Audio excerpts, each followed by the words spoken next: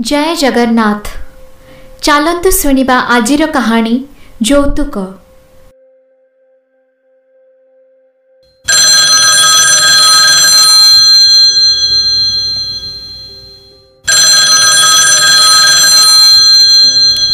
जेतेबेले झियो शाशुघर phone आसे अविनाश बाबूंक छाती थरी उठे। कौन कही बुझाइबे से जानी पारंती नाही। अविनाश बाबू वर्षे तले निज झीयर विवाह सारी टिके आश्वस्ति लाभ करुथिले, किंतु शाशुघर लोकंक एका जिद्दी गोटिए होंडा कार दिया। स्वल्प वेतन रे किपरि घर खर्च बहन करी झील को कार देवे सेथिपाई अविनाश बाबू चिंतित थिले। प्रथमे प्रथमे झील को बुझाई सुझाई शाशुघर को पठाई देउथिले, किंतु से बिचारा कौन करिबो जदि पूरा परिवार ता उपरे चाप पकान्ते। 2 मास हैला तागिद होइची, जेते शीघ्र कार पाई व्यवस्था कर, नचेत झील को नहीं निज पाखरे रख। जहा हेउ कौनसी मते होंडा कार आसीगला।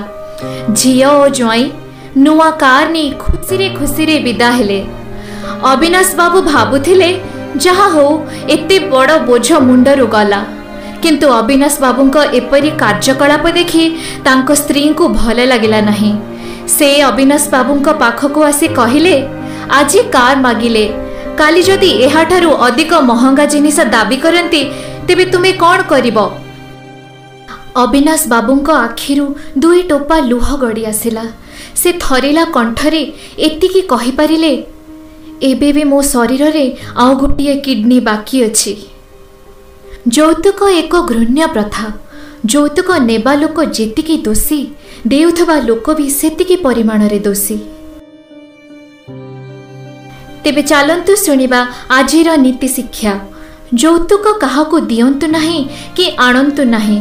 यौतुक मुक्त समाज गढ़ंतु, निजे खुशी रे रुहंतु और अन्य को खुशी रे रहिबाको दियंतु। आशा करूछु आपनकु आमर कहानी निश्चय भल लागिथिबो।